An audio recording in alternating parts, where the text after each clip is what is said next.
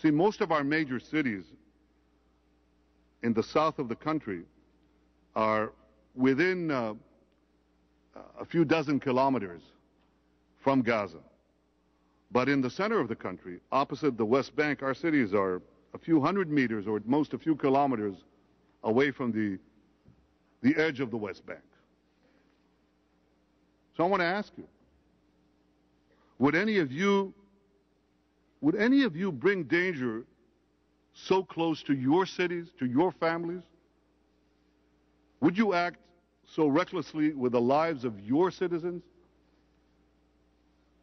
Israel is prepared to have a Palestinian state in the West Bank, but we're not prepared to have another Gaza there.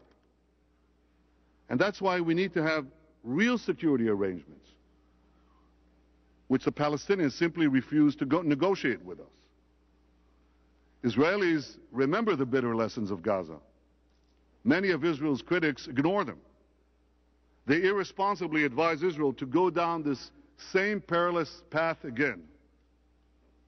You read what these people say, and it's as if nothing happened.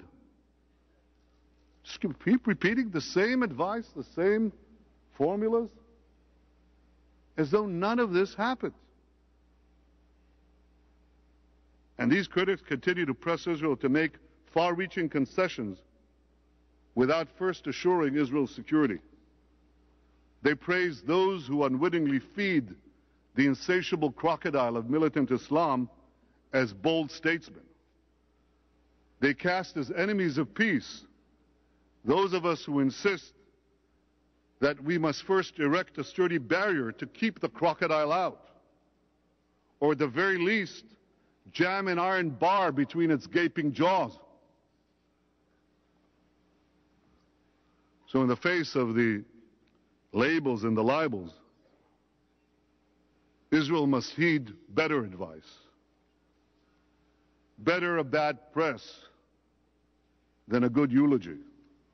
And better still would be a fair press, whose sense of history extends beyond breakfast, and which recognizes Israel's legitimate security concerns. I believe that in serious peace negotiations, these needs and concerns can be properly addressed. But they will not be addressed without negotiations. And the needs are many, because Israel is such a tiny country. Without Judea and Samaria, the West Bank, Israel is all of 9 miles wide.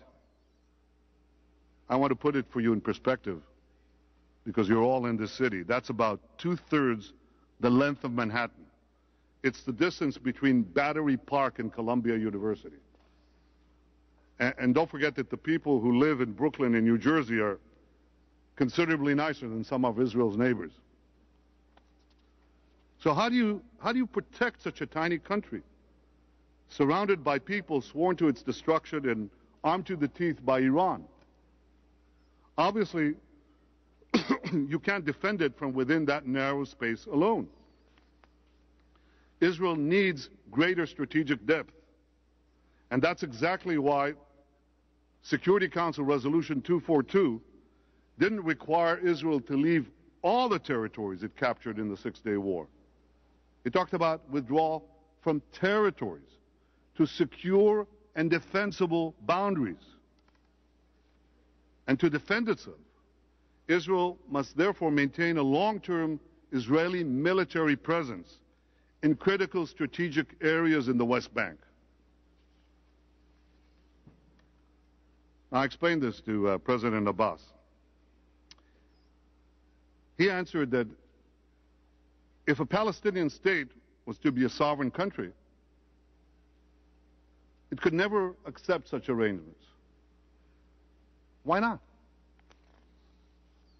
America has had troops in Japan, Germany, and South Korea for more than half a century.